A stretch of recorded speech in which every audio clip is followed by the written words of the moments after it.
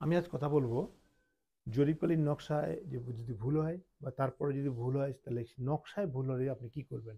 জরিপকালে কিন্তু আপনি কয়েকটা স্টেজে আপনি বুঝারত দিক ডিপি 30 বিধি 31 বিধিতে আপনি এই নকশাগুলো কারেকশন করে নিতে পারবেন। আচ্ছা, কিন্তু যদি প্রকাশনীতে এসএস ম্যানুয়ালের কয়েকটি ধারা বিধি আছে, সেই বিধিগুলো অত্যন্ত গুরুত্বপূর্ণ। একটা হচ্ছে 533, 534, 537। 533-এ বলছে প্রতারণামূলক বৈধ কোনো খতিয়ান এরকম রেকর্ড আর চিহ্ন পান, তাহলে সেক্ষেত্রে সেটেলমেন্ট অফিসার এটা কারেকশন করতে পারবেন। আবার যদি 534 স্পষ্ট ভুল সংশোধনের ক্ষমতা, যেমন গাণিতিক ভুল, করণিক ভুল ইত্যাদি সংশোধনের ক্ষমতা কিন্তু সেটেলমেন্ট অফিসার আছে।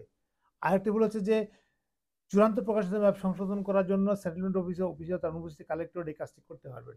সেক্ষেত্রে আপনি আবেদন করলে একটি টেস্ট করে এবং সেটা ডিজি অফিসে পাঠাবেন কালেক্টর মহোদয়। কাজেই এই ৩টি বিধিতে আপনার কিন্তু নকশা কারেকশন করার স্কোপ আছে। আপনার হতাশ হওয়ার কিছু নেই, আপনি নকশা কারেকশন করতে পারবেন। কাজেই নকশায় যদি ভুল হয় বা কোনো ইয়ে থাকে, সে কারেকশন করার পথগুলো আপনি দেখিয়ে দিলাম। এই বিধিতে আমরা সংশ্লিষ্টভাবে সংশ্লিষ্টের সঙ্গে কথা বলবেন। ধন্যবাদ।